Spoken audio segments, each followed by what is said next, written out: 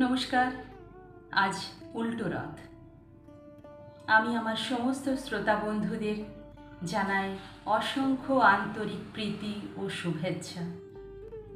প্রিয় লেখক সরজিৎ ঘোষ একটি ছোট গল্পের মাধ্যমে জীবন রথ সম্বন্ধে খুব সুন্দর একটি ধারণা দিয়েছেন, সেটাই আজ শোনানোর চেষ্টা করছি।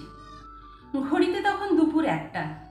ফ্লিপকার্টে ছেলেটি কল করে বলল, স্যার, আপনার একটি পার্সেল আছে, একটু নিচে নামবেন? পার্সেলটা নিতেই নিচে নামলাম। নিচে নেমে দেখলাম আমাদের আবাসনের একটি দাদা আছেন, তার সাথে ফ্লিপকার্টের ছেলেটি কথা বলছে। আমি যেতেই পার্সেলটা হাতে নিয়ে ছেলেটি বলল, স্যার, ওটিপিটা একটু বলবেন? এদিকে তখন ওই দাদা ছেলেটিকে জিজ্ঞাসা করছে, আজ রথের দিনও তোমাদের ছুটি নেই? এমন কথা শুনে ছেলেটি হাসছে। ছেলেটিকে হাসতে দেখে দাদা জিজ্ঞাসা করল, তুমি হাসছো যে? ছেলেটি বলল, রথ তো আমার পিঠেই। ছেলেটির এমন কথার গূঢ় অর্থ বুঝতে না পেরে ওই দাদা জিজ্ঞাসা করল, রথ তোমার পিঠে মানে? ফ্লিপকার্টের ছেলেটি তখন আমার মুখের দিকে তাকিয়ে জিজ্ঞাসা করল, স্যার, ভুল কি কিছু বললাম? তখন আমি ওই দাদাকে বললাম, ও ঠিকই বলেছে, রথ তোর পিঠেই আছে। বলে পিঠে থাকা বড় এই বোঝাই তো হলো ওর রথ, আর প্রতিদিন এটাই ওকে টানতে হয়।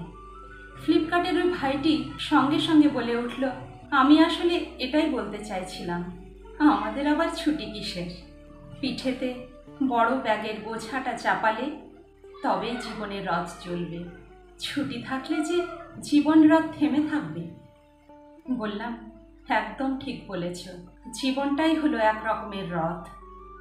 মানুষ হয়ে জন্মেছ যখন, তখন জীবন নামক রথটাকে শেষ দিন পর্যন্ত টানতে হয়।